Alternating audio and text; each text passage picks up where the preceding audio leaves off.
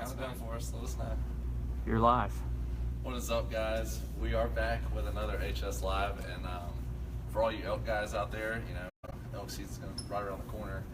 So today we are showing you our Carlton Calls line of elk calls, and we're just getting ready. And Tony's going to walk through here and kind of show you what we have on the table here. Yep, as we've been talking about before, elk season's about ready to bust wide open very, very soon, if not maybe already in some areas. I don't know for sure, I haven't looked at the dates, but out west, Wyoming, Colorado, Nevada, New Mexico, Arizona, those big elk areas. If you're an elk hunter out there and you're getting out there this season, you're probably the last couple weeks been out doing some scouting, you know, checking out some areas, you know, trying to figure out where the elk are, what their patterns are.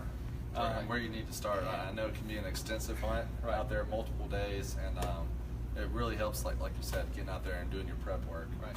If you've been keeping up with the page, you've seen a couple blogs we put up by field staffer Mark Campagnola. He's out there. He's a big elk guy, and he gives some tips on really how to do proper scouting leading up to an elk season, or really any big game hunt that requires a lot of scouting ahead of time. And it's a little bit different, whereas whitetail guys, a lot of their scouting might be with trail cameras, and maybe just riding some gravel roads along the fields, just seeing some bucks that might be out in a bean field or something like that. Now, elk guys will use trail cameras, but it requires a little bit more effort as far as actually getting out there and hiking. It's almost like you're hunting, but you're not actually taking a bow or a rifle out there with you. Absolutely.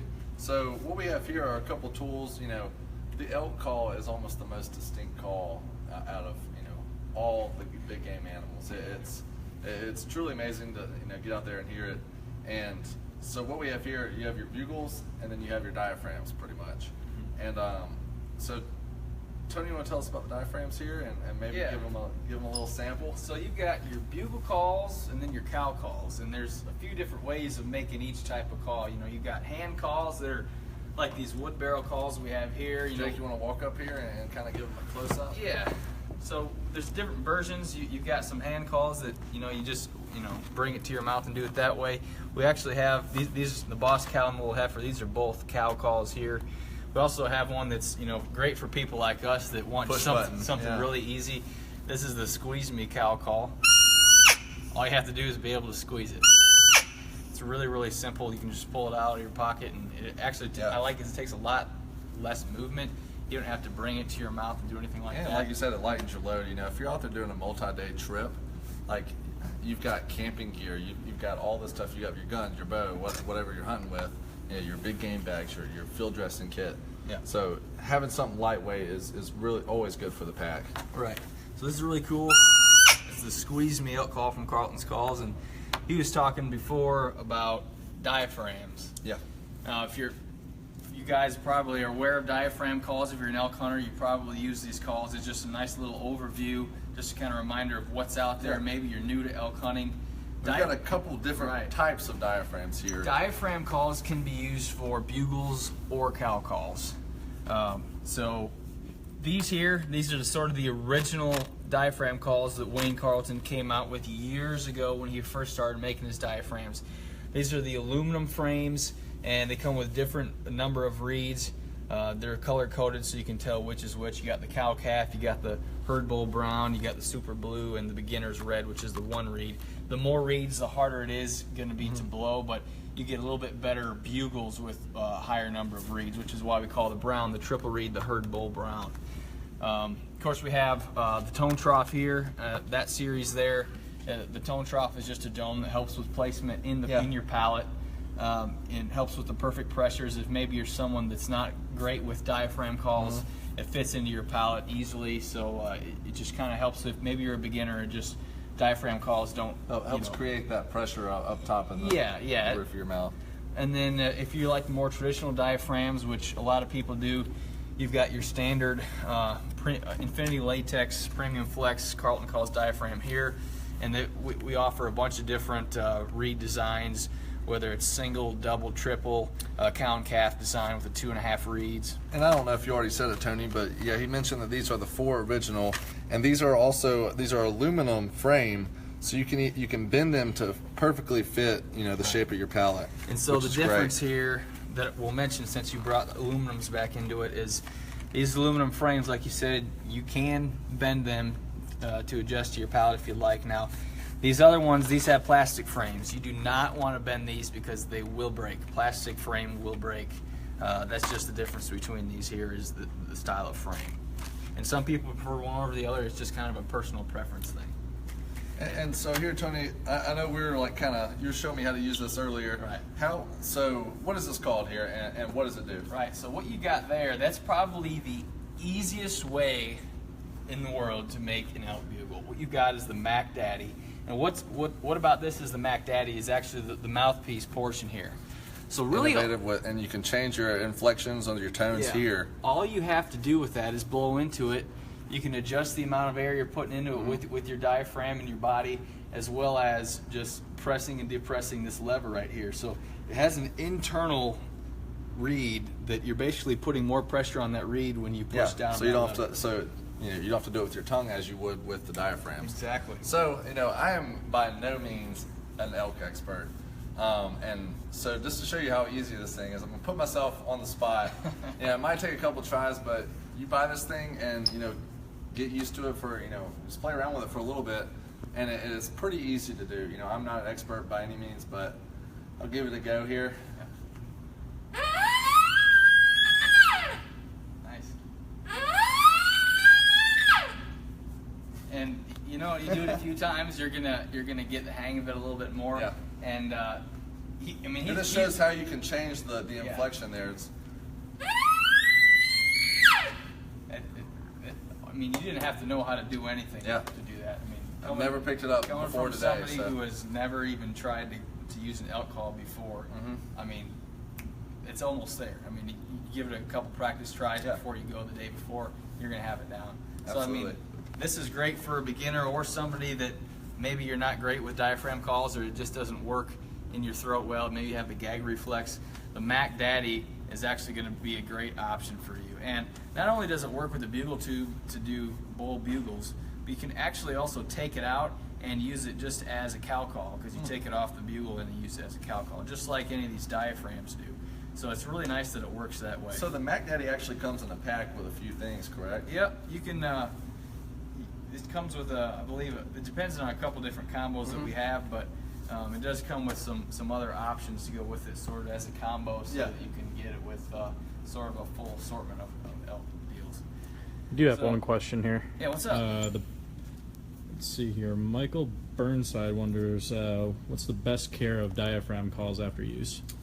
So that's a great question. One thing that I really like to do, and this is just me because maybe I'm a little bit picky, but after whether I'm turkey hunting or anything like that, after I use a diaphragm, I like to rinse it off, under some water just to kind of get all the saliva off it, because, obviously saliva is designed to break down food and all that, and I don't want my saliva breaking down my diaphragm call, so I just like to rinse it off. And you don't want it to be in a really, really hot area. Don't leave it on the dashboard of your truck or anything like that. Some people will actually where that rubber latex can kind of melt or change form. Yeah, it'll start to break down if it stays really hot. Some people actually will also put diaphragms in the refrigerator, because that cool air will actually help preserve that material longer. And one good thing, not all of them, but a lot of our diaphragm packs come with this case here, if you want to pick that up, Tony. Yep. It comes with a little storage case, it help you keep them lost, I have mine in my truck up in my mirror space, but it gives you a good spot for storage, and it'll keep it out of the elements.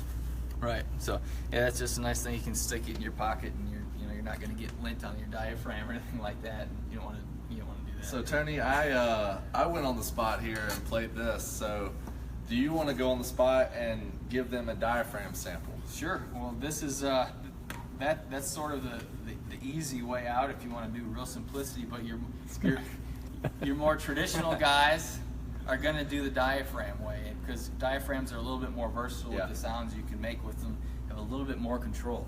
And so again, I'm by no means a diaphragm or an elk calling expert either, but this goes to show you that it's really not that hard to do. It just takes a little bit of practice. So just like your turkey hunting or something like that, or if you're doing a cow call, you don't use the bugle tube, just stick it in there. And it's kind of like when I'm not trying to interrupt right now when you're playing, but when you just start to learn how to turkey call with a diaphragm, they tell you to find the high pitch and then drop down, drop your tongue. This is pretty much the same concept, finding that high pitch and then dropping it off. It's just using more pressure will give you that higher pitch sound, and you drop it off to bring it down to make it sound more like an elk. And if you can blow a turkey diaphragm call, you can certainly blow an elk diaphragm call. Why don't you call one in, Tony?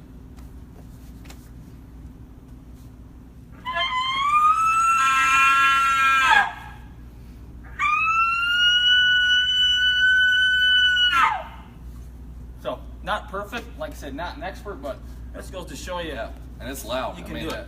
All you got to do is just bring it to your mouth and blow it right through that, and it's amazing that humans can sound like such an old animal. Beast, yeah. I mean, an animal that's, if you're in the woods and the mountains and there's an elk bugling in the woods, you're gonna hear it. That soars through Cuts through the mountains. distance. So, I mean, it's almost fun just kind of annoying people around here playing these calls and practicing and things. And we had a few people shutting the doors in their office there while we were practicing. You know what? You do what you got to do. Yeah, do it all for the job here. That's right. So are there any more questions here, Jake? I don't have any so far here. Cool. Well, that's kind of an overview of, The Wayne Carlton line. there's a lot of things you can use out in when you're elk hunting. A lot of guys will take multiple cow calls with them for different situations. We have obviously much more in the line than what you see here. These are just a few key items that we felt like we wanted to highlight here. But we'd love to see some pictures if anybody is using some trail cameras for elk. We'd love to see you post some on the hit list. So far, it's just been deer. I think we may have actually had one elk picture posted back when we were doing Or moose. It might have been a moose. It might have been a moose as well, but yeah, we really want to see those elk pictures too. That's really cool. And if people get out hunting, and maybe if you harvest one, we'd love to see if you get a bull down. Yeah, right? absolutely. And a cow too. Any elk to me is, that's definitely a trophy of prize. Absolutely. So, I think that wraps up our episode here today. Did we do a giveaway this week? Absolutely, we did. This was week 3 of the hit list. So the way that works is whichever trail cam photo that is posted in the comments, it gets the most likes. That's the photo that wins the weekly giveaway. And I have the winner right here. The most likes was on the trail cam picture by Terry Allen Montgomery.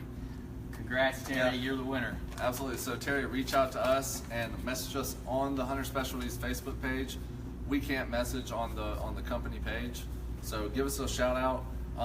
Let us know what address you want us to send your product, and choice of a hat. Right. So you're going to get that BioStrike prize pack. Scent control is extremely important in elk hunting, just like deer hunting. Absolutely. When you're playing the thermals and constantly playing the wind because it's swirling up. Trying to get closer and closer. You got to get real close on a big animal like that. Wind's constantly swirling.